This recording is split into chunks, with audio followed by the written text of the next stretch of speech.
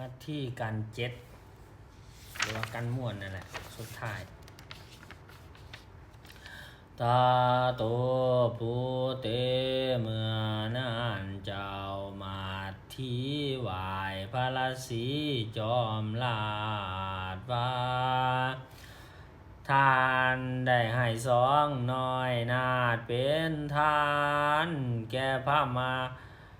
ก็บอกความอันใดจางสิ่งจำข่าววิ่งครับนี้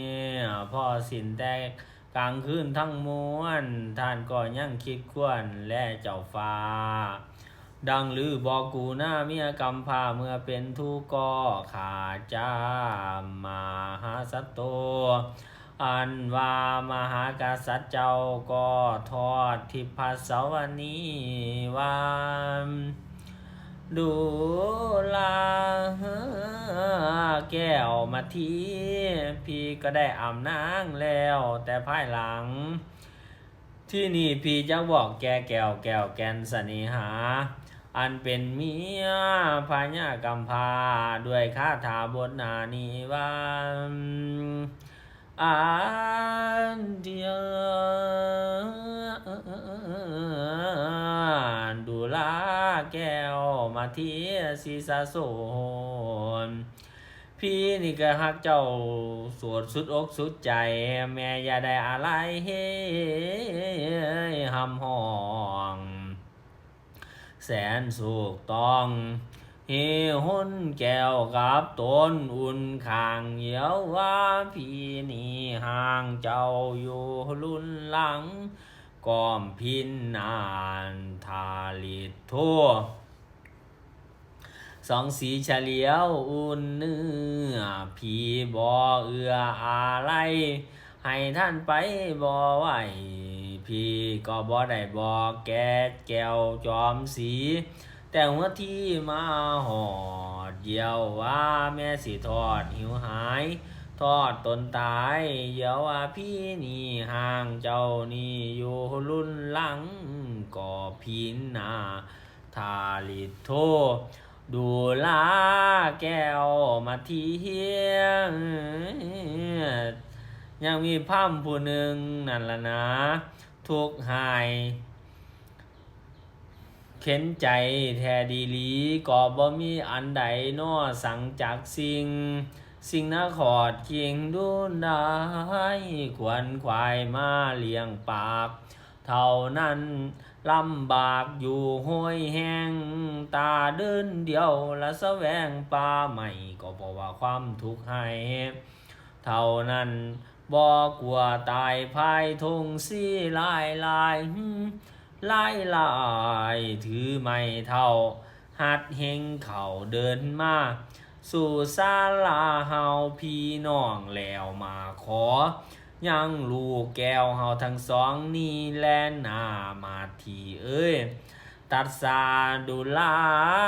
แก้วมาทีสีเลิศแล้วอันว่าสองแกนแก้วแกนไม่นุ่งคาหันพี่ก็ได้ให้แล้วว่าเป็นทานเพื่อแลกพญาสัพพัญยุตญาณเหตุอาจารย์เป็นกล่าวไว้พี่หากได้จำนำมาวัน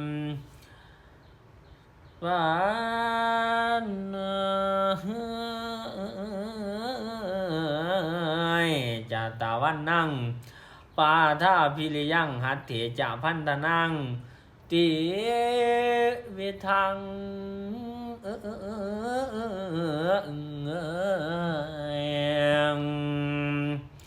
พันธนะโลเก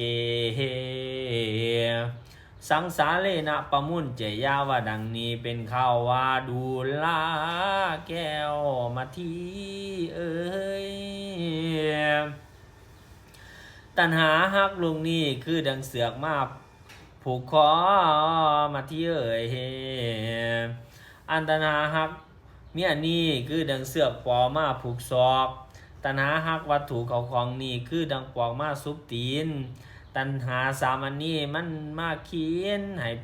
เป็นเสือกให้กิ่งเกือกอยู่ในวัฏสงสาร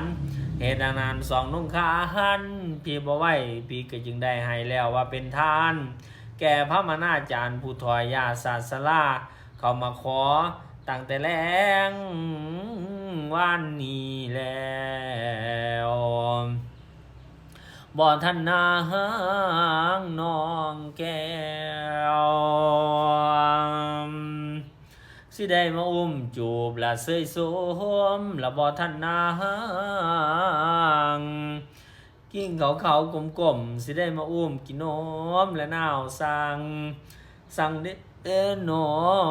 บ่ทันนานสิได้มาอุ้มนาวนั่งเหนือตากพามเสยซักเกียร์ละจากสองเจ้าภาคแม่ไปไกลแม่จะได้อะไรหำห้องแม่จะได้อะไรหาสองลูกแก้วแม่จงหายโศกแล้วจงหายใจเจ้าสมซื่นมาเที่ยวปัสสาดุลาแก้วมาที่สี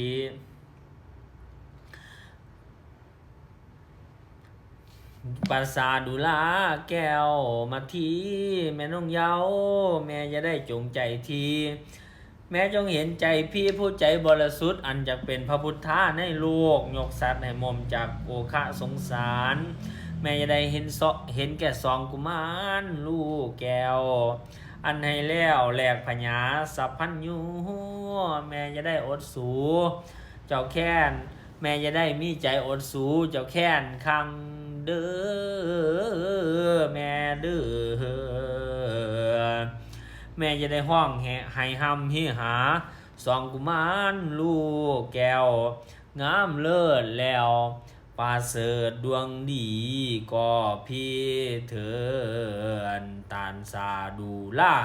แก้วมัดที่สีใสซองตามใดเฮาพี่น้อง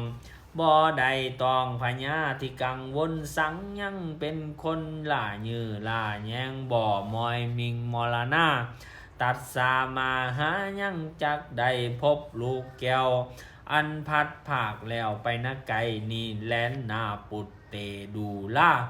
แก้วมันที่สีสาอาดอันว่านั่งปันเจ้าลาทรัพย์อันว่านักปาดเจ้าลาทรัพย์ปุริสาสิสวาเห็นยาโจกเขามาขอแล้วเขามาสู้ถึงที่อยู่ขอท่านศรัทธาเพิ่งย่อยกให้ด้วยง่าย